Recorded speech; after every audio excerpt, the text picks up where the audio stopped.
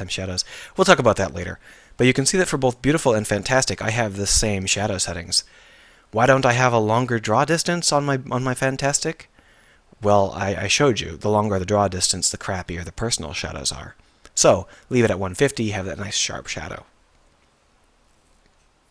What about the resolution? Can we change the resolution? Well, yeah, you can, but in this case it's not going to matter.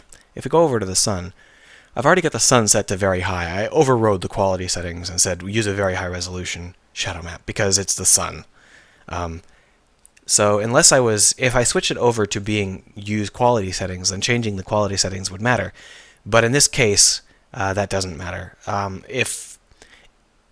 If we could override most of the other settings, I would be much happier. So if this wasn't just shadow type, if this wasn't just resolution, but also draw range and a couple of other details, I would be ecstatic. And I'd have like one light for personal shadows and one light for well, it doesn't really matter. It doesn't exist. Basically, because I've overridden the very high resolution settings, that means that when we extend the draw distance, this light actually gets worse and worse and worse. So we need to be careful of that.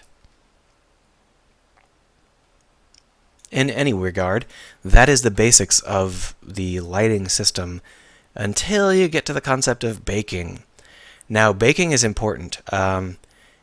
Baking basically takes all of the calculations out of this system. So right now it's all real time, which means that light has to be calculated every frame, all real time, using lots and lots of expensive forward rendering nonsense and or deferred lighting, and depending on whether you're using Pro or not.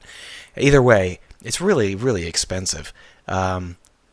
One straight up light like this, maybe not so bad, but if we add like a couple of torches and stuff like that, it gets really nightmarish. The way around that is to bake it. Baking it pre-computes all that crap, and then all you have to do is compute which part of the shadow